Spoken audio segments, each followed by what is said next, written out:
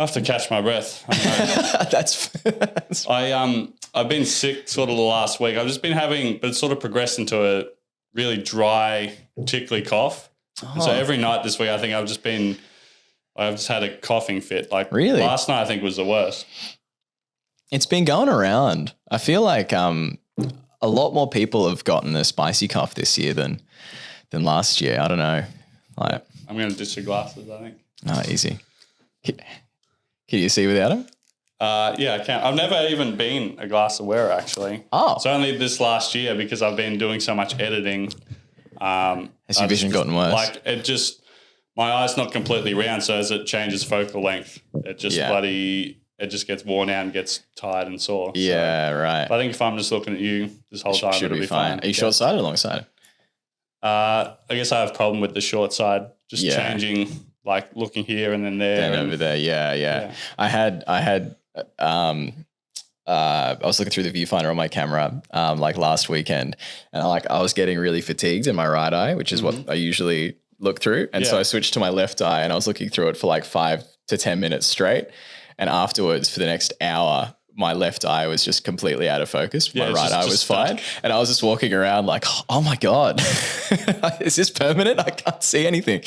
And I got laser eye surgery earlier this year as well. So I was like, really? $5,000 down the drain, please. No, come back. But luckily it like fixed itself up. But yeah, I don't know. It's probably not great for us looking down viewfinders and monitors like. Well, yeah, I've never had a problem with my eyes before. I first noticed it 2 years ago when I was doing some live streaming of some sports games. So I was out, with the camera next to the footy field and looking at the viewfinder, then at the field. I think that just kind of bugged my eyes. Yeah. That's why I think it's good having gigs that are a long way away, because you give yourself like an hour or two of just staring into the distance on the road. Yeah. And I feel like that makes up for like the hours that we spend in the office. Like, just reset the eyes and let them relax for a little bit. Yeah. I'm sure we'll all have back problems and eye problems when we hit our 50s, but hey, until then, we're fine. Cool. Do you usually have like a pre-log or a intro or a... That was it. Oh, we're on. So with that, I'd like to introduce Aaron Drew to the podcast. Hello, everybody. It's good to be here. You have very comfortable chairs in the studio. Yeah, these are great ones. These are fantastic. Well, hopefully we can also have a conversation as well as great chairs. Yeah. Thank you. I'll kick my feet up. I'll get comfortable. Yeah. Oh, it's good to be here. Yeah, so I think I wanted to get you on because, I only met you for the first time a couple of weeks ago. You did, yes. We were on a shoot in the Melbourne CBD. We were shooting at Zinc. And the other one? I have a friend that Fed Square. Fed Square, yeah. There's like the big auditorium in there. But I'm not sure what that's called. I can't remember. My friend manages Zinc, and I didn't run into her when I was there. But she saw my story and was like, "You were there?" I'm like, "You run Zinc?" And she's like, "Yeah." So next time I'm there, I'll have to say hi to her. But that's the only reason I remember that we shot in Zinc. But that was a corporate shoot, which was a little bit different for me. So yeah, and that connection, Sam Hughes, who I've only ever done maybe 2 other gigs with. Yeah. And not even directly. He's got me to, he subcontracted me just to help out. But he got me along. We did this, not going to lie, it was pretty damn boring conference because they were data engineering. Yeah. Or I guess data in general was what the whole thing encompassed. And like for context, there were multiple different seminars going on for the entire day in like 3 different areas. And at the end, I think all of us had a brief chat, and accumulatively 3 videographers and 1 photographer had no clue what any of them were saying. These guys were speaking a different language. Completely different language. But not only did I not understand what the speakers were talking about, but when people asked questions about data, I didn't understand the question or the answer. And it made me feel really, really stupid, Zach. But I got to meet you. So at least something nice came out of it. Yeah, I think I found it interesting walking in, and I didn't really know who I was working with. Sam had got me in for the job, but I walk into this room and you're setting up your gear, and straight away I could tell that this guy's onto it. He actually knows what he's doing. Thank you. Very professional. And I could tell without you even doing anything that you're going to do a great job and that you are a great filmmaker. Oh, thank you. Oh, good to know I'm fooling absolutely everyone. No, I had a great time when I was there, but I think in the morning it's like I treat it as like an opportunity to like meet everyone I'm going to be seeing throughout the day. And you probably came in when I was introducing myself to like our sound technician, because I love a chat, and I think if it like makes everyone comfortable and if it makes it look like I know what I'm doing, then even better. That's great. Do you have the same sort of process when you walk into a gig? Do you just introduce yourself to absolutely everyone, or do you just like... I mean, that's what I did that day. Yeah. And yeah, I mean, I was supposed to set up my stuff. I probably left that a little bit late, but I mean, I love to connect with fellow filmmakers, videographers, and just find out what they're all about. Yeah, cool. Great. That's kind of what we're doing today. So, Aaron, would you say you're a wedding filmmaker? Is that what you want to be known as? I think it's very broad for me at the moment. I think weddings are definitely a big part of what I do, but throughout the week, I'm often doing like commercial stuff, a little bit of fashion stuff, trying to get into a lot more music, more creative stuff at the moment. I think weddings are a really fun opportunity to be creative, depending on what sort of sphere you're in. I think there's a pretty common misconception that like a wedding videographer is just like a guy that rocks up in like a tight button up and just sort of stands there and then, doesn't say very much. I think that's changed a lot. I think maybe this decade with the introduction of like lighter cameras, DSLRs and things that are like more affordable and commercially available, there's been like a lot of creatives that have come into the wedding industry, not just videographers, but photographers as well, that are a lot more sort of contemporary. And like if any of you guys want to look up like Bottle Rush Films, for example, they're like very like, I don't know if you're from Melbourne, Brunswick, sort of like the artsy type of people that are not afraid to just do like weird stuff at their wedding. And I think avoiding like the cookie cutter wedding day and trying something different, I think is like just a true reflection of like who you are when you're getting married. And those are the like weddings that I really love. So that's given a lot of people an opportunity to be super creative on a wedding day. Whereas I think the misconception is that you just rock up and you shoot two people that are saying vows and then you pack up and you go home. Yeah. I think it's anything that you want to make it, because you can just rock up, sort of capture a few things that's going on, do a quick little edit, call it a day. Yeah. But I've seen there's super high-end wedding filmmakers who will charge probably upwards of $25K for a day of shooting and then obviously editing after that. But just really capture a really cinematic experience of what that wedding day is like and create it as if it is a film. Yeah, there's like a huge scope. I guess there's like budget and maybe like the classic way where you set up a tripod at the back and you film it like I talked about before. And I think that's been done for ages because that's a lot easier to do, I guess, if you're not wanting it to be super fancy. But because there's so many people now that are creative, because we all like create content like on our phone all the time, I think people are I think expecting a little bit more out of what someone can do with a wedding day. And yeah, like you said, $25K, like I know people in like LA, for example, if we're going to talk about the US, 100% they'll pay that because they want like a wedding documentary. They want it to be like, the talk of the town, and they want it to go viral online, which is its whole other, conversation. But yeah. It's a once in a lifetime thing too. Right? Typically you only get married once. I feel like that's a little bit less common these days.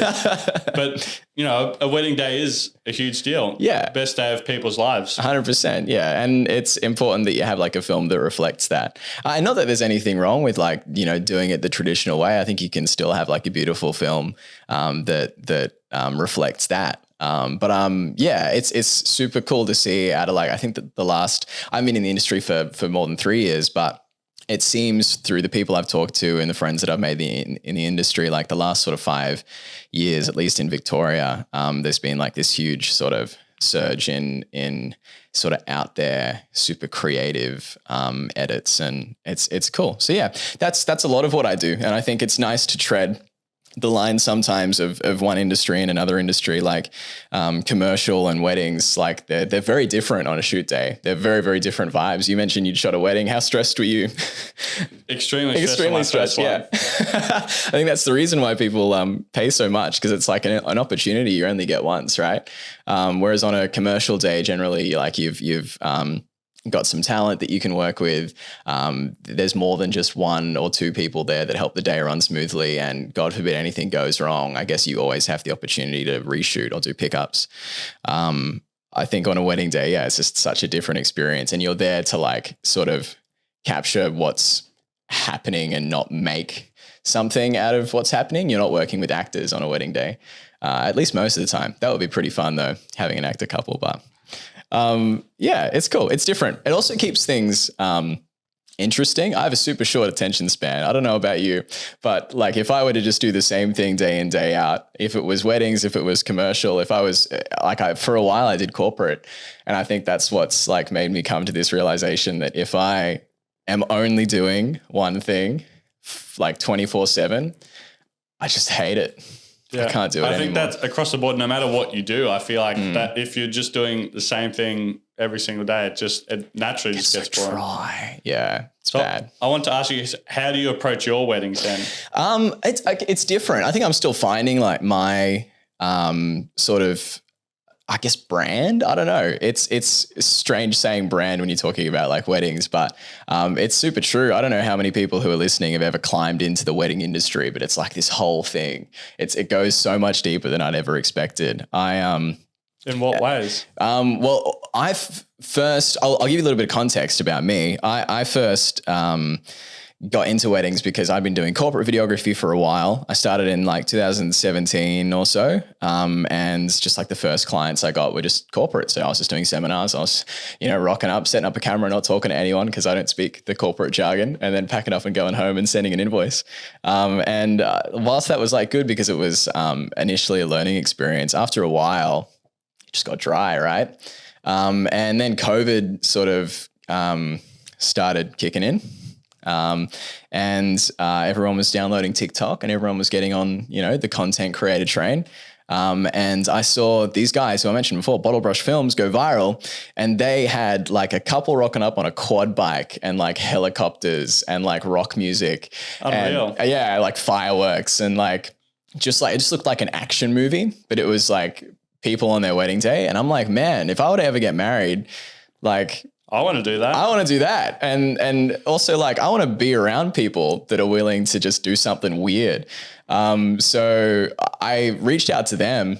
I'm like, hey, do you guys like train people up? And they're like, nah, their name's Andrew and Grace. Andrew videos and Grace edits. And they're like this little power couple in the wedding industry. And like, they're just unbridled creatives, and they're great. And they were a huge inspiration for me because I wanted to do something exciting and also pay rent while doing it. And that it checked both of those boxes. So I reached out to them. They went live once and I asked if I could have like their email address, and reached out to them, and they ended up telling me what gear to get for a wedding day, telling me how the whole process worked. And then through that sort of train, I ended up meeting a bunch of different mentors that were in that sort of industry and just learning how deep the rabbit hole goes. Like everyone knows each other. I guess it's like any industry. I don't know what I expected, but it's just like super diverse, like all the different types of genres that are out there. Everyone's got their own like brand and voice, and people are hired based off their personality. There are some great photographers out there.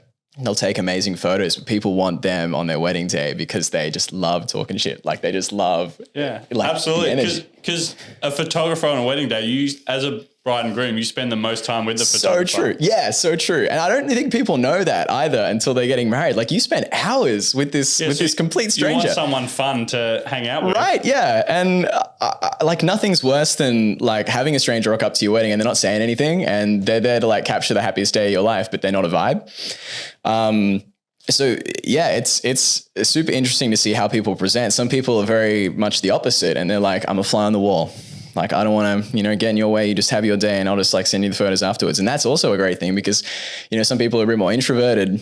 Some people don't want there to be, this super extroverted person that involves himself in the day. You asked the question before about like, what's my vibe? I think it depends on like who comes looking for my sort of work. I'm definitely trying to establish a bit more of a creative, like involve me in your day, do something different, and let me sort of climb in and make it look amazing. I've definitely like done a lot of fly on the wall days, and they're fine. Like I'm always chatting with the photographer, always getting along. But I think the best films have come out when I've just chucked some music on and we've just like gone on an adventure and explored and like just found cool places. Like last weekend we went on like a merry-go-round and we just had them like riding on these horses around a merry-go-round. It's just like the goofiest thing I've ever done.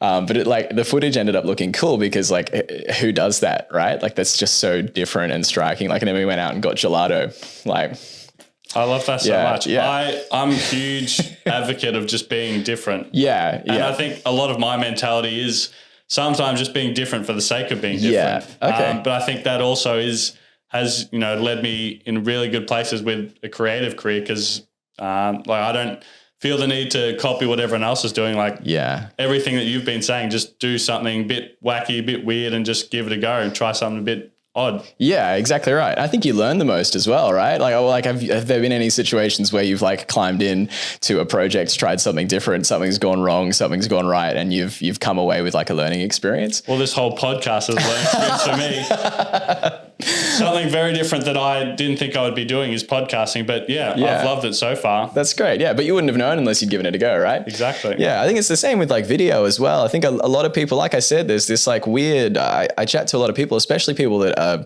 filmmakers or they're making like narrative films. Like that was my background. I studied for 3 years film, TV and animation at Deakin. I acted for a while as well.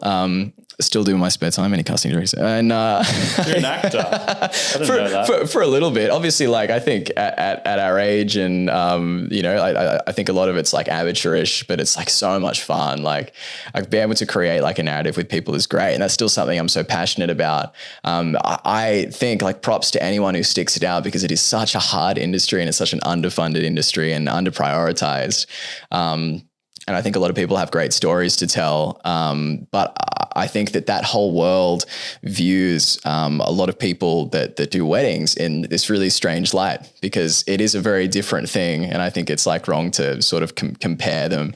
I think, and it is a great sort of industry to be in because you've got the creative, but then you also have the money coming in too. Everyone needs weddings. Everyone wants that one day captured. Yeah, exactly. So I feel like it's a really good balance. You'd be hard pressed to find anyone that knows how to use a camera that hasn't shot a wedding day or at least been asked to shoot a wedding day. And I think there's a reason for that. I think it's one of the it's one of the biggest industries. It's one of the industries that earns the most money with sort of our craft. And I think it can be really good for funding someone that wants to do something else, but they need to, pay the bills. That's not me. I love the whole wedding process and I love the people that are in it, the people I get to meet. I meet such interesting characters, both vendors and also, the couples and the guests. And I just love talking. So it's great for me, but if you haven't tried it before and you think you like might be good at it, it's just an amazing way to like do something different, get paid, but get compensated well for it, which I think is something that people that do what we do often don't. It's very difficult. You need a strong business side to be able to survive. Exactly. So many people, and I've talked about this with a lot of my photographer friends as well. Honestly, you can be an awful photographer, but you're the best businessman in the world and you'll be successful. It doesn't matter. And it's the amount of times I've, gone on people's websites. Oh, these guys have shit work. How come they're getting all this money and work coming through? And I've got, this cool show reel, but no one's seeing this. Yeah. Yeah. And that's the thing, like, no matter like what business you run, if you're a sole trader, if you're trying to be successful, the business side of it is the most important side of it. And I think learning curve wise, there's a steep learning curve with weddings, but it's a lot more accessible for people that want to try and make an income and want to try and be creative. Yeah, it is really hard. But it's funny you mentioned that. Yeah. So many people will hammer hard on, I just want to get good at my craft. If I can get good at my craft, I'm going to get clients. And it's just not how it works. You need to know how to promote yourself. You need to know how to sit down and have a meeting with people, how to sell yourself. And it's all this stuff that I was never taught in uni. That's all stuff I had to learn on the fly. I think. Yeah. And you're talking about going back to college. And as we were setting up, we were having a brief chat. And I'm like, oh yeah, I'm definitely going to have a bitch about uni, because my experience, I don't know if it was different to yours, but I don't think I got enough out of 3 years of uni, which is, you know, something that a lot of people jump into thinking it'll secure them work. And afterwards I was like, what'd I do that for? That's a common thing I hear, because so you went to Deakin to study film. Yeah. Yeah. And I think everything that I've read about or watched videos on online, everyone always talks about, you know, film school is great because you get hands-on experience, you get to learn the craft, but then at the end you're just sort of left and you don't have any pathway. You don't actually know how you can generate money or create some sort of career with the new tools that you've learned. Exactly right. Did you study as well? What's your story? Give me a bit of background. Because like we said, we've only met a couple of weeks ago. Yeah. So I had that's why I've got a back to college segment, because I loved my 4 years in college. You loved it? In the US so much. Right. I guess it was a bit different for you because I didn't study anything to do with film or TV, screen, media, anything. I finished with a psychology and business degree. Really? Yeah. Oh, cool. Psychology. So you enjoyed the psychology part so much that you ended up becoming a videographer? Give me the rundown. I mean, yeah, it's pretty crazy actually. But I think I sort of just stemmed into psychology just out of curiosity. I took a class, you know, early on in college. I was like, I really like this, and that snowballed into a major. Okay. But then in terms of videography, I came back from college as COVID hit. So that was sort of what sent me back here. But I had 2 months left. So I just finished the rest online, and I just came back to Australia. I wasn't really sure what was next for me. There was a few different options I could do. Maybe I thought might do some marketing or something like that. I had a little bit of interest in video. I'd shot some bits and pieces here and there, done some editing, but nothing really serious at all. And I had a few friends in the space who actually were working, and I thought, well, if they're doing it, why can't I? So I guess that's just sort of how it progressed. And yeah, that would have been 3.5 years ago now. Oh, wow. Yeah, cool. Have you found it a rewarding process, like doing this sort of thing? Yeah. Yeah. Absolutely. I love it so much. Yeah. I think, the last 3 years, because like we're saying, you know, you have to know how to run a business and all that. A lot of that has been, you know, head banging against the wall, trying to figure things out. Yeah. But Classic. It's all been totally worth it. I think I'm in a great spot now. I'm loving it. I think there's so much potential for the future, and couldn't be happier. And it's one of the few crafts that lets you scratch the creative itch while also, you know, climbing into a bunch of different, you can apply media and videography, photography, you can apply it to any single industry, because every single industry needs promotion, or it needs its limelight, right? And that's where the conduit for that. So it's cool. You can sort of pick any direction you want. Yeah, for sure. Easy. Are you someone that wants to go in the corporate direction? Because that's what I was bad mouthing before. I don't know if what's your direction? I'm just getting to know you better. I know this is yeah. Who's asking the question? I know. No, it's totally fine. Yeah. I think, I got into this whole videography, filmmaking stuff because I like the creativity and the creative freedom.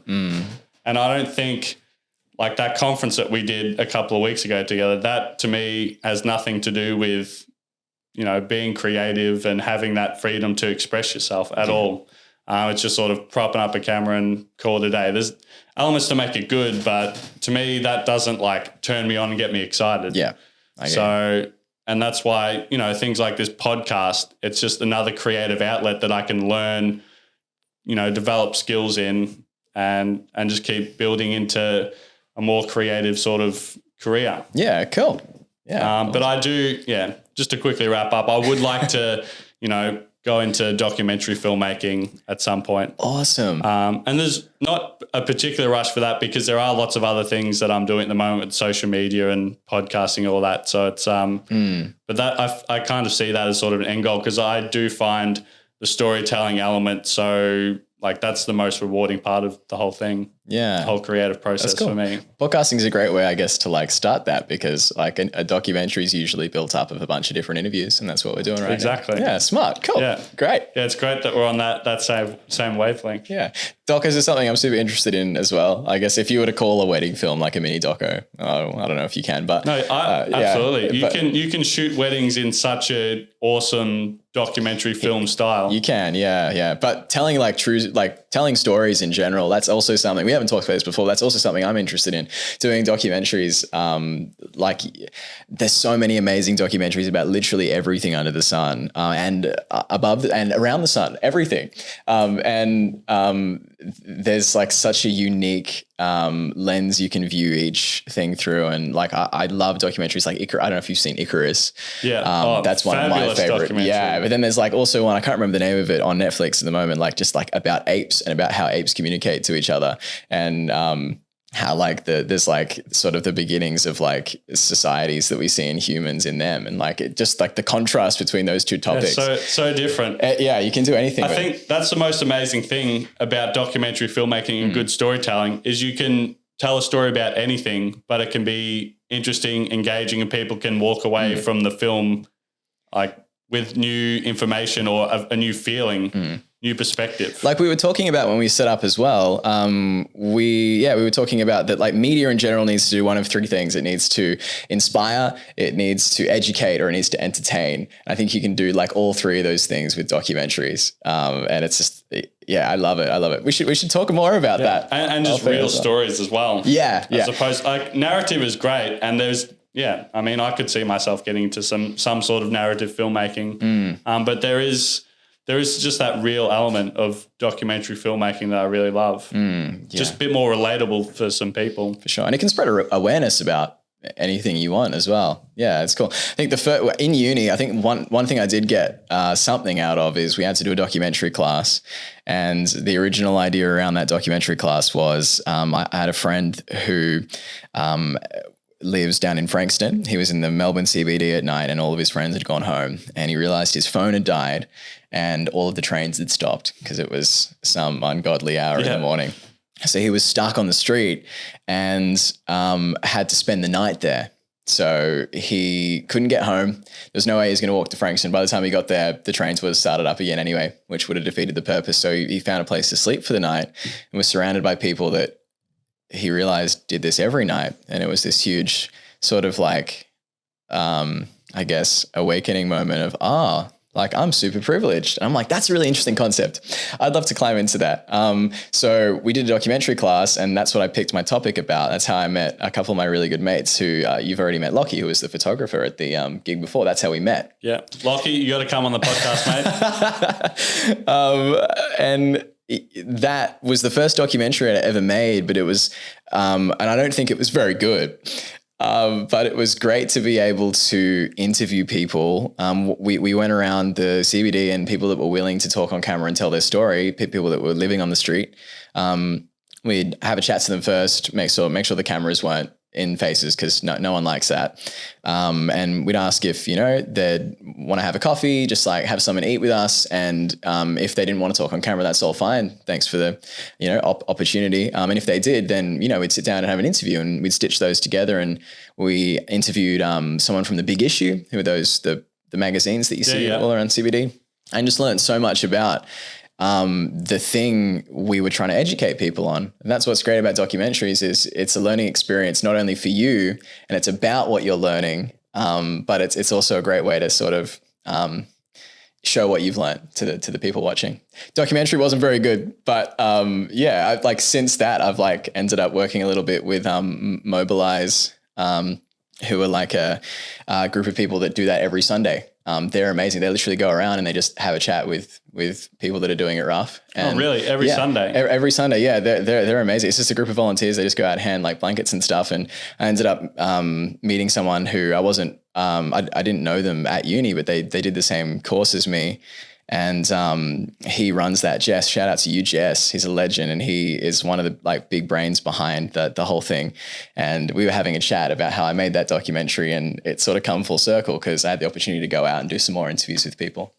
Not at all to do with the theme of this podcast, but like it's just a great way to, like you said, spread awareness. And yeah, like it's so unique. Yeah, you can't really do that with film because you can't really interview real people in narrative film. It's usually talent. It's usually actors. So it is that discovery element in documentary too. You often can't plan exactly what's going to happen. It all unravels. Bit sort of journalistic in a way as well. Very, very. Not to say that you can't manipulate the truth in documentaries, but that's its whole other thing. Yeah, it's fascinating. We should definitely do something together down the track. Yeah, absolutely. I'd love to do that. That'd be so awesome. Sick. Yeah. So well, just describe to me a bit more about what it's like to actually go to film school because I didn't do that. Okay. Film school. I think a lot of people, don't get me wrong, I think a lot of people that are passionate about film go to film school. I think a lot of people. Were you one of those people?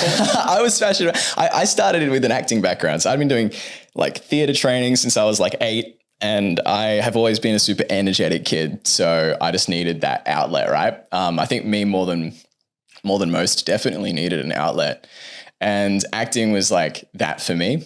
That ended up transitioning from theater to more on-screen stuff, just like amateur stuff, nothing fancy, but that got me a lot of friends that were behind the camera. And so through acting on camera, I would meet heaps of different crew members and heaps of different creatives that just had visions of making narratives, making documentaries, people in the comedy like sphere, which is like huge in Melbourne, and a lot of really cool people that I really resonated with. And from that, I switched up and I decided that I would switch from a drama course to film, TV and animation course.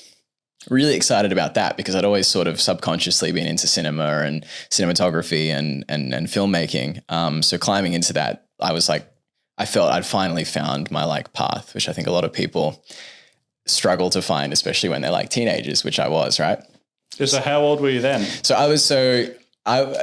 theater since I was like 8. Nothing like fancy, but just something that would scratch the creative itch. And then it's like 16 to 18, I was doing more on-screen stuff, just like little projects here and there. And then, started my first year doing acting at Deakin. Didn't really find that I was getting much out of it. And then switched to film TV. Would have been like 19. So, like I said before, I think a lot of people that are really passionate about film get into those courses and really come there with like, the bright sparkling eyes, like, oh, what can I learn? And they're like, sponges for information. They're there to learn and to get something out of the experience. I think unfortunately, and it's similar with drama classes as well, I think a lot of people, and perhaps I was one of these people too, they go there and they don't really know what they want to do. And that's why they pick drama. That's why they pick film, because they're like, oh, I like movies. Oh, so you had a lot of classmates that were just like, well, not really too sure what to do, so I'll just go to film school. I think and like, not to say that like I would have made a different decision in their shoes. I think a big part of me didn't know what I wanted to do, and I knew I liked film, so perhaps I was one of those people as well. I'm one of the people that stuck it out, and not many people stuck it out. I think a lot of people finished their course and ended up doing something else, and that's fine with them. That's great for them. But I think if whoever's listening, if you're someone that's thinking of doing a course in that sort of industry, be choosy with which university you go to, and just be prepared that a lot of people are there just to sort of, I don't know if they're going to bludgeon or if they're just there to like figure out what they like, but you're not going to be surrounded 100% by people that are going to be in that industry the entire time. And it's not up to the people that you're around or your lecturers to make you successful. You have to really push to get what you want out of that course. So that's just like with anything. Yeah. So would you say that the film school at Deakin was good? Not to hate on Deakin. I don't think I got very much out of it. And I think a big reason for that was because there wasn't very much practical work. It was so much theory. Oh, really? I think so much theory, man. And like in a world now where you can learn theory on YouTube for free. That's where I got all my knowledge. Right? And I guarantee you're probably doing a lot better than a lot of the people that did the course, probably making a lot more money, at least doing the thing that they were trained to do, and you never did the course. So I don't know what that says about uni in general, but then again, there's people that went to Swinburne, people who went to VCA. I know that those are more renowned courses. I've got friends from both, and it seems perhaps not necessarily that the courses were better, although I'm sure they had more resources, but it seemed like they had a higher percentage of people that were passionate, and like passionate to a fault. Like even if it wasn't going to make them the richest people in the world, they just wanted to like engulf themselves in like the world of filmmaking. So yeah, the thing I would more encourage, and I don't know if you've done this, but university is its own thing. It's a great way to make connections with people that are on the same sort of level as you, people that are starting out, and people that have a passion, but they need the tools to make that passion a career. The thing that I found was even more helpful than university, that didn't get me into heaps of debt, was finding it like a mentor. So you said that you were mainly trained on like YouTube videos, which I think a lot of people are. I think it's a great way to learn, and it's like a free resource. But did you ever find a mentor? Yeah. I had a few actually. Yeah, cool. How'd you find those people?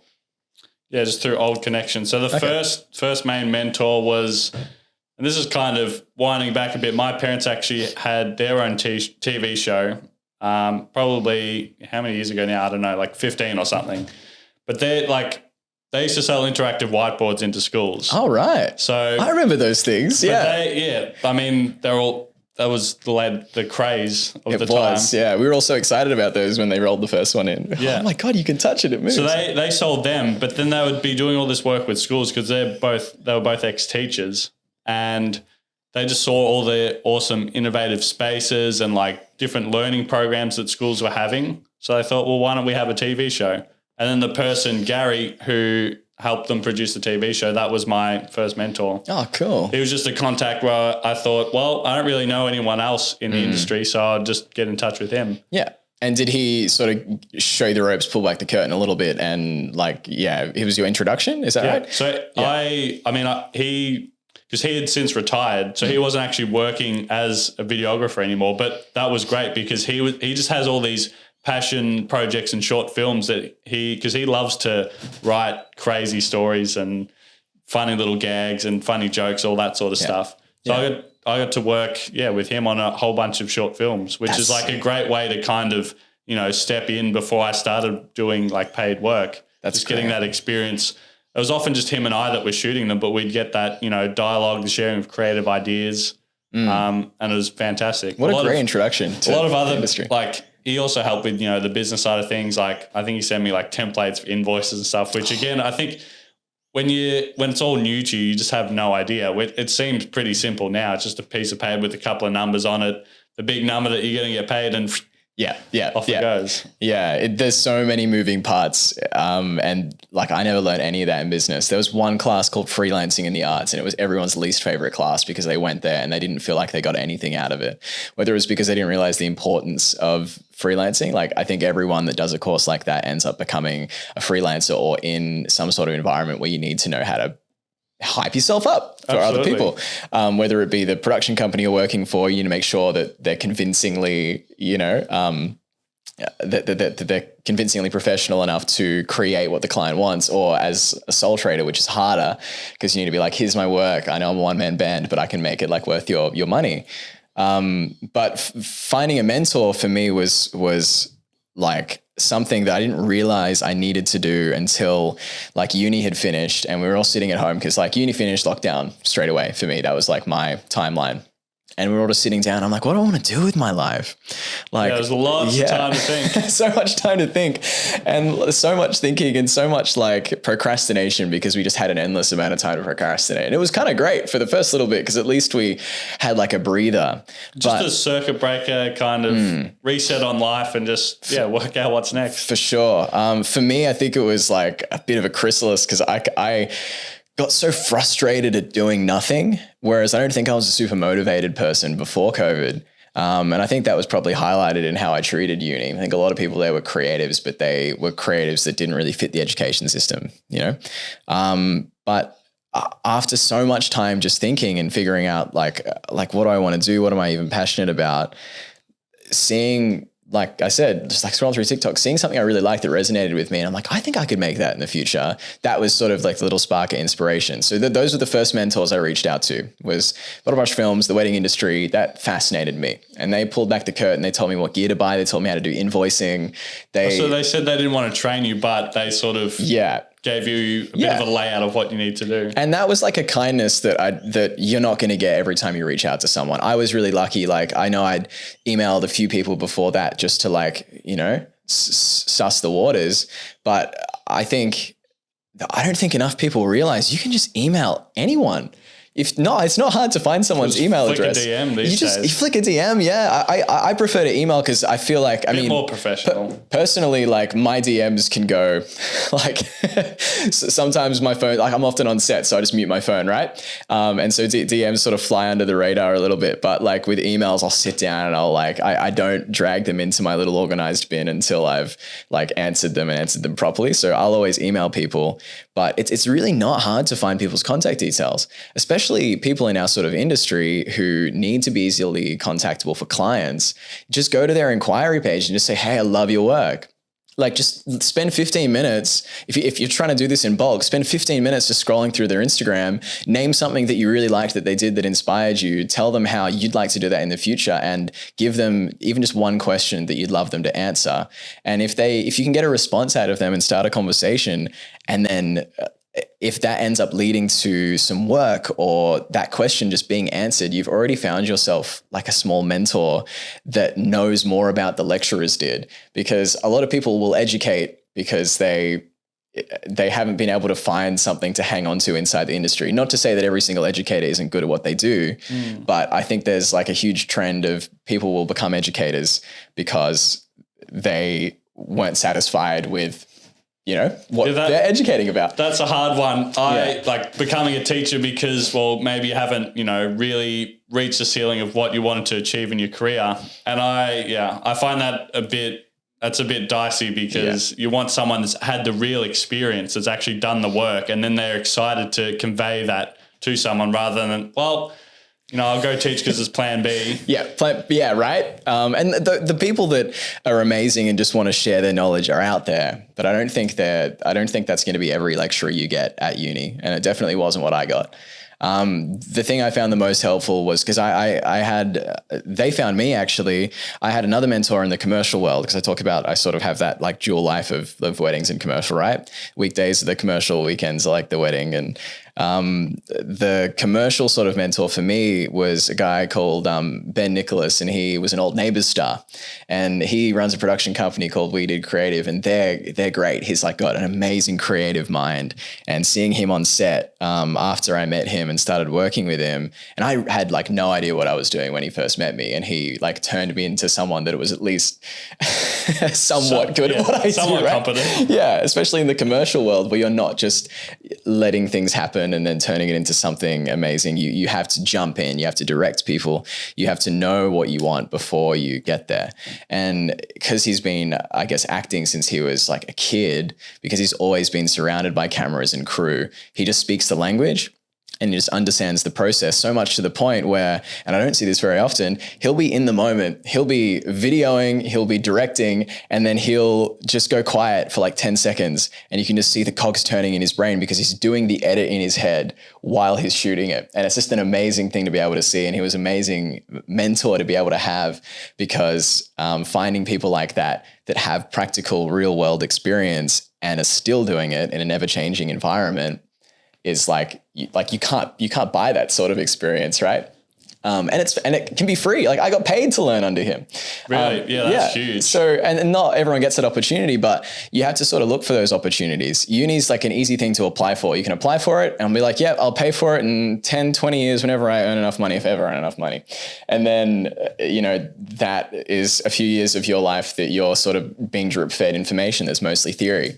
Whereas if you've got a mentor, you're already on the field like you were already in an environment where you got to work with your hands, which I think people in our industry like prefer the practical stuff because you need the experience. Like the theory, like I think the theory is actually incredibly important. And I think I built up like a big like binge YouTube videos for a couple of years before I even really dove into, actually filming stuff. But that sort of gave me like a catalog in my brain. I knew as I would do things, I knew, okay, this is right. And I've seen this before. So I want to dial this setting in for this and all that sort of thing. For sure. But you do need that on-set experience and just hand it, the camera in hand and actually doing the creative work. For sure. To be a successful filmmaker. What was the movie that came out? Oh, Oppenheimer came out this year. Have you seen it yet? I have. If anyone's seen it who's listening, what's that line they've got in it? It's like theory can only take us so far. And then they jump into actually doing things practically. And that's when all of like that's when all the realizations happen. I think you're right. I think it's important to like have a base in theory. But if the university you're in is giving you maybe 3 projects at the end of your time there that you've done, and you've only been able to crew as one thing in each of those projects. So for me, I got to direct a documentary. I got to DOP 2 films. I didn't get to direct any of them, at least as the sole director. And I was there for 3 years. So like, I think that's just an incredibly small amount of practical work for how much time you're spending there. And I just wish I'd gotten more out of that. Yeah. So mentors, email people, do it. So you reckon if someone wants to get into film, mentors as opposed to film school? Yeah. And there's heaps of people out there that want like young, hungry people to come and help them out on set. Like, I think it's important to realize that the people that will mentor you, especially at the beginning, aren't always going to have huge budgets to be able to compensate. I think it's something you need to realize that there are also people out there that might take advantage of you. Like if you're young, you don't really know how to invoice someone and you don't really know what you should be getting paid, which is its own conversation. And realizing self-worth is like something that took me a really long time to understand. Charging what you're worth is hard to do. Like put your foot down. Especially when you don't have any work coming in. Yeah, like, right? Well, it's pretty low budget, but I'm going to take it anyway. If someone's like, hey, bring your own camera you spent, $2,500 on and the lens kit you've got and I'll pay you minimum wage. You got no other work coming in. You're like, I guess. And that's probably what's going to happen for the first year or two. Not to say that that's fair. But that's sort of the industry that we're in. And if you want to get mentors, it's important to keep looking for good opportunities, better opportunities, and making sure that you're coming away having asked appropriate questions. Your time isn't, especially at the beginning, isn't necessarily going to be big money maker time, but it's going to be even more valuable from the learning experience you get out of it. For me, I was like making shit all for the first, little while, but I was always asking questions. No matter what environment I was in, I was watching what other people were doing and I was asking why they did that. And even now having we got like YouTube, we got TikTok, we got all the good stuff, just like going through, you can comment. I've been doing it like every single day for a little while now. Just comment and ask questions. Like if you really like how someone's colors look on their video, say, do you have like a LUT pack? What are you doing? Like, is there some way I can learn more? And not only is that asking questions and getting information, but it's also like saying to this person like, hey, here's my name. Here's my little username on Instagram. I'm interested. If they see that name pop up a few times, suddenly you're someone that's in their repertoire of people that perhaps they can call on. That's happened heaps. Like you talked about just knowing someone. Everyone always complains about, it's like who you know in this industry. It's like, oh man, if I only knew people. No one's going to know who you are until you reach out. No one's going to reach out to you if they haven't at least heard of you before. So make yourself interesting. Just like grab a camera, even if it's a cheap one, film something that's probably kind of shit, put it online. And it's going to be shit to begin with. 100%. My stuff's still, I still think my stuff's bad. Like you have to have a starting point, but so many people complain about how it's who you know. And whilst that's true and it's frustrating, this is an industry that is not an even playing field and you need to get to know people, right? Like that's what we're doing right now. So yeah, I think mentor, if we're talking about going back to college, if I were to do it all over again, I would definitely be searching for more mentors like way earlier on. And I'd probably know a lot more now if I'd done that. Yeah. Yeah. No, that's really cool. I think that's great advice as well. Thank you. And mentors is just the key because they're doing the thing that you want to learn or they've done it and they're willing to help. Exactly right. And it's like a kindness thing in a lot of instances. At least I think with Andrew and Grace, they like brought me in. I didn't really give much back to them. I ended up getting work out of them when they started like a live streaming business. And that was like rewarding because I was working with technology I hadn't worked with before. But like I never would have gotten that opportunity and I never would have gotten to meet like some really good friends in the industry because they're like great friends to me now. And when I first met them, they were like, there's these people that were like the unattainable, like I'm never going to meet these people. They're just like too amazing. But I never would have done that if I hadn't just commented. So that's awesome. That's such a cool story. How it kind of really put you on your trajectory. Yeah, exactly right. Yeah. I don't know. I wish uni had taught me how to reach out to people and how to just like, do all of the important stuff. That's I mean, I would definitely go back to college again, but my college was a completely different experience to yours. So not to say I didn't have a good time, but did I learn? Yeah, I guess it's like financial investment for the learning you get. Exactly right. Yeah. And our priorities sort of change and grow as we go along. My priorities now are different to what they were back then. But I think the number one priority, especially at the moment, is to just like be creative. And that's not something that has to be expensive. And that's not something you have to have a great deal of experience to be able to do. So yeah, it's good. So what's next for you then? Oh, great question. Let me have a talk. Have a drink, very long sip of this water while I think about that. You've been talking like a madman. That's crazy. Oh, that's some great filtered water. Treat me on the podcast. Thank you. So we talked about how I did 3 years of study and then lockdown happened. That was awful. And then we got out of lockdown. And after that, to continue the narrative, I sort of worked 5, 6, sometimes 7 days a week for like 2 years. And I think the whole doing what? Just doing stuff. Yeah, well, I had great mentors in the wedding industry. They were always pushing me to do more, which I loved. Doing really exciting stuff in that industry as well, like stuff that I didn't really know you could be creative in that industry. So it was driving me to keep doing that. It was also paying me really well, which was important for me as well, because I'd never gotten paid so well before. That, which takes up almost all my weekends, at least during the season. And then commercial work during the week, which is, 3 to 5 days a week. Like I was full on, especially full on. Yeah. I think getting the balance of, filming a couple of days a week and then editing, I find that's a really nice balance. But if you're just filming all the time, that's so mentally draining especially and physically exhausting as well. Like I'm only 25 and like we're talking about when I was like 23, right? I was like already getting back pain because I was shooting so much. And I was loving shooting. Like I don't think I could ever imagine myself doing something I hate for very long. So I was loving it. But God, it was exhausting and it was taxing like on my body. And the whole other thing I think people learn after they've, understood how to get work and how to hold work is getting your life back after you've like poured so much energy into just securing clients and making sure you can pay your rent and make money on top. Just quit your 9 to 5 and be a freelancer. It's easy. You'd only have to shoot, 3 days a week and then you can chill the rest. Yeah. Yeah. I never imagined I'd be answering emails at 11 p.m. at night because it's the only time I've got time to answer. I think you can definitely get there, but man, to actually get things going, get some momentum happening, it takes a lot of work. And I think all the time that you're not working, it is just sort of delaying that ultimate kind of goal, that lifestyle that you're looking for. For sure. I think finding out what sort of lifestyle you're looking for is important too. Like it's good to be ambitious, but there needs to be a point where you're like, am I working myself to the bone for a reason? Or can I create a lifestyle that it perhaps doesn't give me as much? Because with freelancing, like what you put in is what you put out. And that's why people work 6-7 days a week, because they just want to they just want that number. I make this much a year, right? But is that actually a good way to live? And that's what I found after those 2 years is I was working so much and I was still trying to hold like the social life as well. And you're sort of trying to hold up all of these pillars of work and play and like learning and relationships. And there's just not enough time. You say I don't have enough time.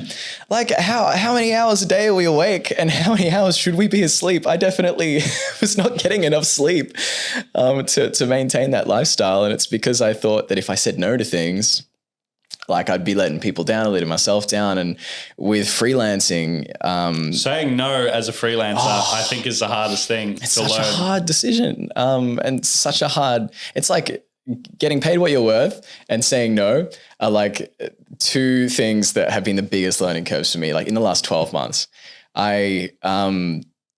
you enjoy people coming to you so much and wanting to work with you, to say no to an opportunity when you've just been looking for an opportunity for months, if not years. It's like a really weird feeling. It's hard when it's, there's this really cool shoot, but then they're not paying. There's this really high paying job that's boring. Yeah. How do you deal with that? Yeah. And the caveat with freelancing as well is it's not a 9 to 5. You don't clock on at 9, you don't clock off at 5. I had the luxury of Ben, who I mentioned before, my amazing mentor in the commercial world. He hired me under his production company. So I had that 9 to 5, but as soon as I'd go home, I'd have my own edits to catch up on, because I was also running my own business. So like you can't like calculate how much time per week you're going to actually spend on your business not getting paid. You don't get paid to write emails to people if you're a freelancer. You don't get paid to, write up quotes and just like manage your CRM and just like do pre-production.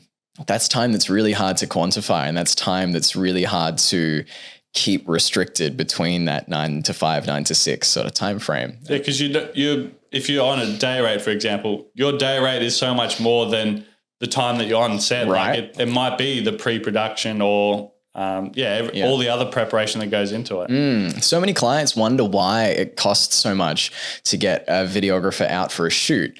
Like say you cost like $1,000 for a shoot day, right? You're there for 8 to 10 hours and you're rocking up with all your own gear. They're like, man, that's expensive. I don't get paid $1,000 a day. And that's because we're not getting paid. Like in reality, we're not like seeing $1,000 a day just go into our savings account. That's not like we are paying for like subscriptions to things. We are paying for the servicing of our gear, like how much gear costs, like accumulatively right now, like all of these cameras that are around us right now. Don't say the damn number. Right.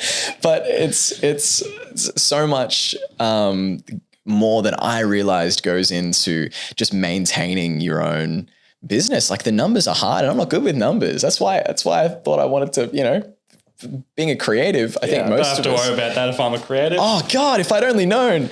Not to say it's not worth it, but there's so much like thinking that goes into this sort of thing. Like even calculating how much fuel is going to cost you if you're driving an hour to and from set for the entire week. That stuff just brings your, baseline down each time. And I think I wish that people understood how much goes into post-production as well.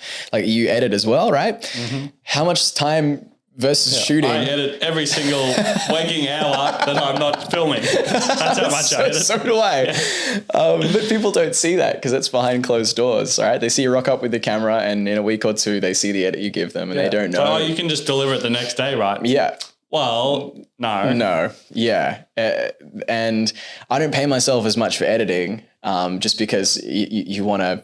It's hard to transfer, like get the client to understand all the value in the post-production too. And I think it's difficult because it all depends on skill level and, how fast you're going to be with it and so many different variables. Yeah, exactly. And becoming efficient is something that I'm still wrapping my head around. I don't know what level the people are at who are listening, but like getting yourself to a point where you're getting heaps of clients or at least enough clients to like keep you afloat, and then figuring out that the only thing holding you back from taking on more work is how long it takes you to get through an edit is such like a mind blow moment. And if you don't build up, like I was editing on, so I edit on Premiere, which I think a lot of people do. I think a lot of us wish we could switch to DaVinci, but Resolve is so much better. Yeah. I do edit on Resolve. Mm-hmm. Did you train yourself on Resolve or did you transfer from DaVinci? I was Premiere first, but then I switched Resolve probably like 3 years ago.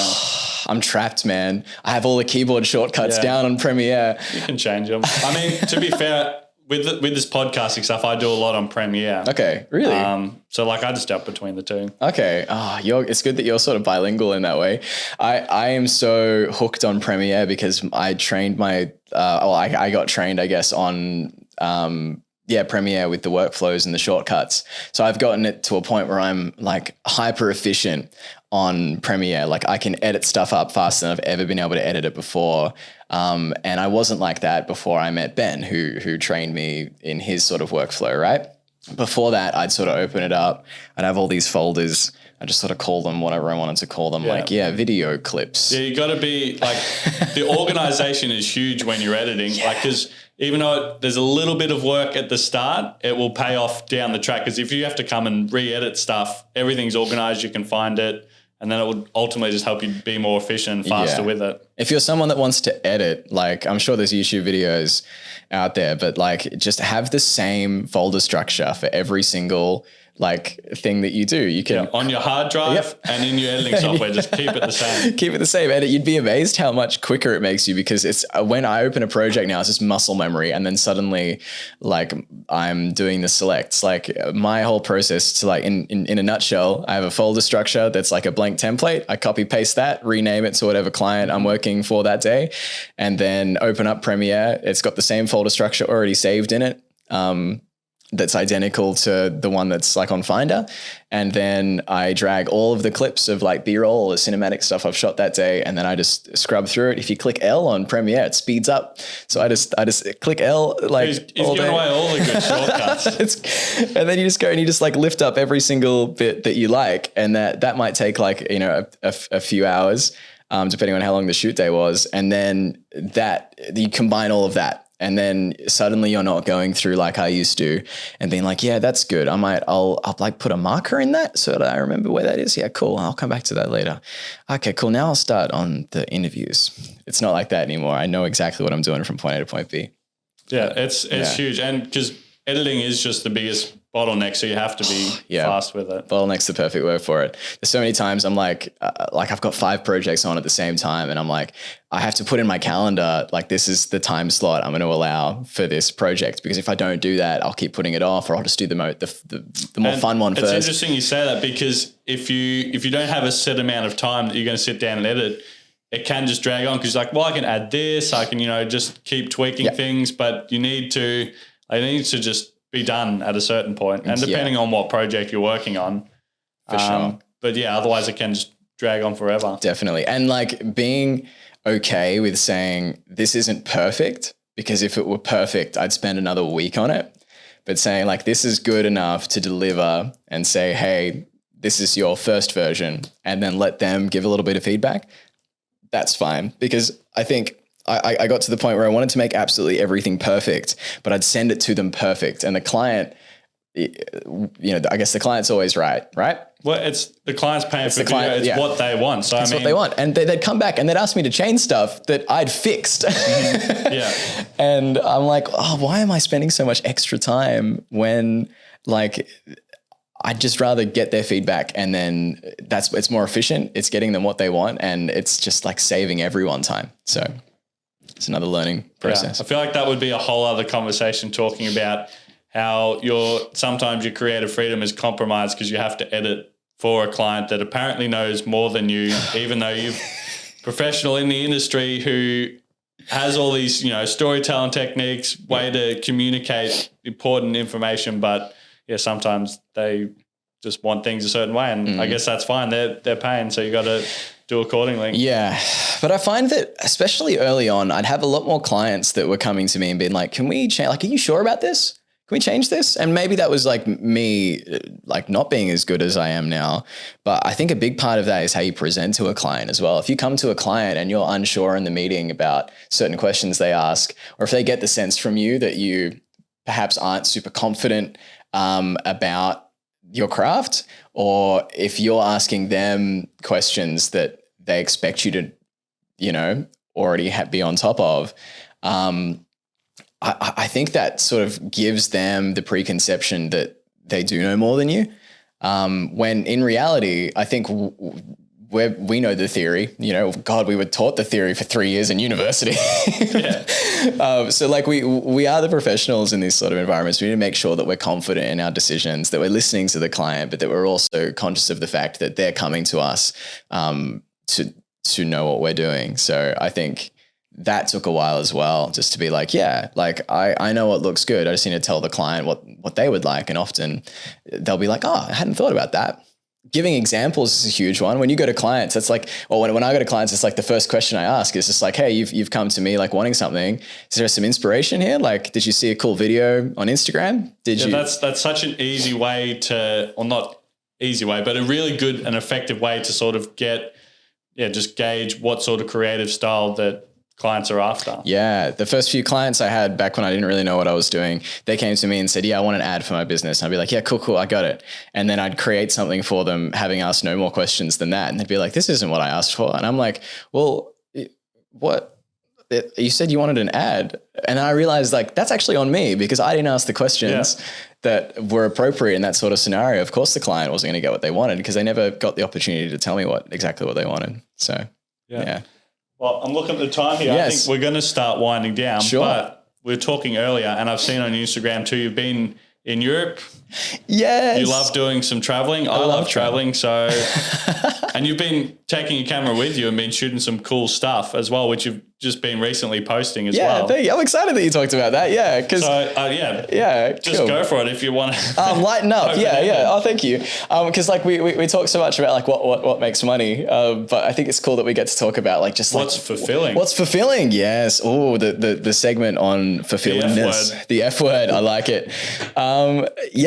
For context, I've been wanting to travel for so long and going to uni for 3 years and then being locked down for 2 years and then working 6 days a week for 2 years hasn't really let me do that as much as I wanted to do. So I made the conscious decision earlier this year to step away from a little bit of that paid work and give myself a little bit of time to explore the world and be inspired. Because if not, you just bang your head against a wall, waiting for the money to come out. And then that's no way to live life. So I booked a trip. I spent a month over in Europe and I brought some camera gear with me because I wanted to treat it not just as like a way to, get to know me and get to know the world and do all that good stuff you're supposed to do when you're young, but also just to like experiment with like how I can document my time there and sort of keep it. Just have them as memories. Yeah. I've also been seeing a lot of stuff at the moment online of people doing the same sort of thing.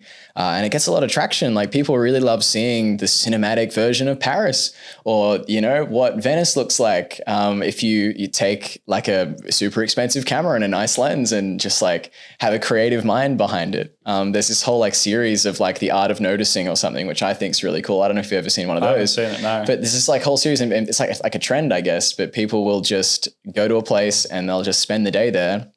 And just like create this little creative reel to some music that's hot at the moment. And it's really sort of like, I don't know, relaxing or exciting to watch it. What's super fun, and this first happened during COVID actually.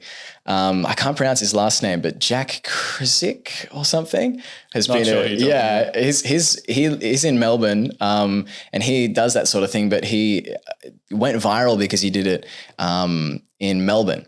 And during COVID, he'd go into the CBD, which was super quiet, and he'd use these tracks that were really like eerie and melancholy and and he'd just film like twilight in Melbourne. And it was like super somber, and it was just sort of how we were all feeling, but it was just like through his eyes, and it just like blew up because people are seeing a place that they're familiar with in like an environment and a theme that resonates with them. And like, I'm sure he got paid nothing to make that, but it sort of put him on the map a little bit in when it comes to like Melbourne creatives. And there are plenty out there, but I think it's cool to, if you're into that sort of thing, and if you think that you have a cool sort of lens that you view the world through, to just chuck it up online. So that's what I'm trying to do at the moment. How did that go for you traveling through Europe with a camera? Because I'll just quickly explain from my experience. I mean, traveling's super fun, but when you do it with a camera, it does change the dynamic of it. Now, whether that's better or worse, like that's, up for discussion, but it does change it because you need time to get certain shots. You need to be thinking and planning different things, how, you're going to tell some sort of story or set a sort of a mood of the destination that you're in. So how did you find that time? It's a great question. It can also take you away from the travel that you're in 100%, as well. Yeah. That's an excellent question. But I would argue it can also get you deeper too. True. Okay. I'll provide an example of when it took me away from it and when it got me deeper. How about that? Have you done a lot of travel with camera gear before? Yeah, a little bit. Okay. Yeah. It's, so feel free to like pipe in if you've got a similar example, but I think, traveling around with like a group of people, when you're like in the zone, I mean, I'm used to rocking up to a day and socializing while I'm fiddling with the camera. And I think that's something that you need experience to do to be able to remain in the moment while you're doing something creative, because it's like multitasking and it's like difficult. But there are definitely times when I felt pressured to stay in a certain place for a certain amount of time because I knew like golden hour was coming or something like that. So I was in Burano, I think that's how you pronounce it, in Venice. And that was a recent reel that it was a recent reel. Yeah, that one was sick. Oh, thank you. I liked my main Venice one a little bit more, but I think that's like I stayed in Burano. I no one really minded too much, but I made us run a little bit late because like the sun was going down and the ferry was about to leave. But I was like, I was in one of the most beautiful places I'd ever been in. Everywhere's colorful. Burano, for context, is this little colorful painted town, maybe like a 40-minute boat ride out of the main sort of city of Venice. So still in Venice, but one of the like neighboring islands. And it's gorgeous. It is amazing. Like the locals were so friendly. I got some like candids with them just because they saw me with a camera like running past because I was late to the boat. But I was just in this place, the sun was going down and I was like, this place is awesome. I was so excited. But I did find that like 90% of my time there, because I was so excited about the place I was in, I was looking through the viewfinder and I was looking at this place through the lens that I'd be editing it through later on, rather than just sitting and putting the camera down, just enjoying it. Just absorbing everything around you. Yeah. And like I was on a tour, so like we had places to be, we had times we had to be there, and we were only in Burano for, I hope I'm pronouncing it right, for like a few hours. So that was like a time limit I hadn't put in place. And I'm glad I like videoed it because now I can look back at it, but it's an example of how it can take you away. I don't know if there's a solution to that. I guess it's just like, what do you prioritize more? Yeah, I know it is difficult, and I can share a quick little story. Yeah, please. The end of my trip, because I went to Vietnam for 3 months last year. Maybe I was there for 3 months because it took so long. It would take me a day at each spot to film the damn thing. Yeah. But no, there's an example when I was coming home and I had spent 5 days in Malaysia, in Kuala Lumpur. Cool. I didn't have a phone. I'd lost it like the last day in Vietnam. Lost it? Yeah. Stolen? Or? No, like I was getting out of the Uber and it would have just fell on the ground. Oh my God. But I looked, 5 minutes later when I realized it was missing and it was completely gone. Yeah. But anyway, so I went up the KL Tower and I think I was there for probably like 6 or 7 hours, and I just had my camera and I was just time lapsing in a few different angles. And again, it's like you're saying, well, I knew that golden hour was coming. So, because I'd started there in the afternoon, and it's like, well, it's another, 5 hours till the sun goes down. I'm only going to be here, once for the foreseeable future. So I'm going to make the most of it. I don't really have anything else that I wanted to do. So I just hung out at the top of this tower for 5-6 hours. 5-6 hours? Yeah, just time-lapsing away. And there'd be people walk past and I'd have a bit of a chat to them. Didn't have like a phone to, I don't know, do anything with, contact anyone. It was just me sort of being in the moment. I think that's kind of an interesting spin on things because I was probably more present then in that moment while I was filming, because I guess I just had the camera there and I was really observing all the things I was looking at, where the light was coming through, and I was also talking to some lovely people that came past as well. That's gorgeous. That's awesome. That's cool. Yeah, I have a similar story as well in Ireland. Because were you solo traveling? Did you say? Yeah. I think that's where it's different because when you're solo traveling, you're on your own time, right? You don't have to be. I've got days to kill. Yeah, and like the only thing that's like getting in your way is like when you've like pre-booked stuff. So an example of when I had probably underprepared a little bit is the tour ended in London. I spent 5 days in London and said goodbye to everyone. And then I had a flight from London to Dublin in Ireland. So I flew over there and, those little questions that you get asked at the gates when you like enter a new country. They're like, oh, hey, what's your name? They're like, look at your passport. They're sort of looking you up and down. They're like, why are you here? And they asked me that. They're like, are you visiting anyone? And I said, no. They're like, why are you here? I'm like, oh, just checking it out. They're like, just checking it out. They're like, oh, do you have any plans? And I hadn't booked anything except my return flight home and like a couple nights back in Dublin at the end of the week. So I'm like, no. They're like, do you like know anyone in the country? Yeah. Here comes a red flag. Yeah. She's like looking more and more suspicious. And I'm like, nah. But hopefully I will by the end of the week. It's just like, okay. And just sort of like waved me on. But like, yeah, big red flags. It is funny because that 3 months I was just by myself. I had just booked a one-way ticket over there. I booked a one-way zero ticket plans. too. Yeah. Oh, cool. I thought I was going to go for 2 weeks, to be honest. And you stayed visit my friend, but then I just ended up staying. I love that. Yeah, it was super cool. But just flying in different places. It's like, oh well, like where you going? What are your plans? I don't have like any accommodation plans. I don't have any return plans. Just absolutely nothing. I'm just going that way. And doesn't it feel liberating? Like it's a little bit like anxiety inducing because you have to figure out a place to sleep. Like I landed and I had no place booked to sleep that night. Yeah, I think that's a very difficult one because I think people think, and I say that because I was exactly the same way. You think that you have to have, places booked and like who would take, how would you find a hotel, the afternoon of the night that you need to sleep over. But I mean, you can just do it without plans. And it is such a liberating, free feeling. And you don't have to be like an extroverted person to do it either. I think I met so many people that were like introverted, but because they were staying in like hostels, like backpackers places, like because they were just traveling around, you just naturally pick up conversations. You meet so many people. So many interesting people too. It's what I've been wanting to do like my whole life is just like have like no plans in a country I'd never been to on the other side of the planet. And when I was in it and I had my camera, I was like nothing but inspired to just like make stuff. And it didn't matter if it was good, it didn't matter where it was, but I was just like so inspired because I was on my own time. And I think a great example of feeling more in the moment was I had a rental car, no accommodation. I only had a rental car and the flight home booked at the end of the week. So I found accommodation in a place called Glendalough, which is like an hour out of Dublin. I drove there. It was like a backpackers. It was like €15 for the night. And I was expecting like to never be seen again because it was in the middle of nowhere.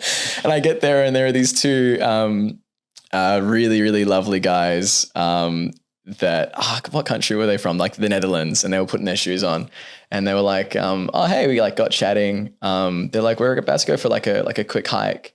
Do you want to come with us? And I'd like just put my stuff down and I was like, yeah, okay. So I put like my drone in like my little like man bag and I put my shoes back on and that quick hike was about a 4-hour hike. Of course it was. But like, I feel like people from the Netherlands, like, and just like, I don't know, I feel like the Dutch just love hiking. And I didn't know that before I went there, but God, do they love hiking. I did not pack water or food.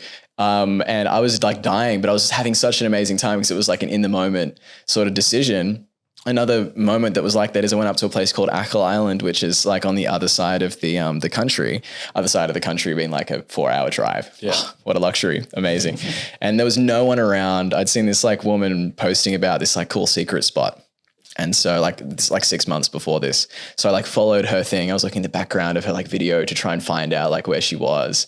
And I just put the drone up. I chucked it on auto, like selected myself. So it would just fly around me while I was hiking and ended up like the hardest hike of my life because we're on like an 80-degree incline hiking up. No one's around. The sun's going down. And I know that at a certain point, there's just this sheer cliff.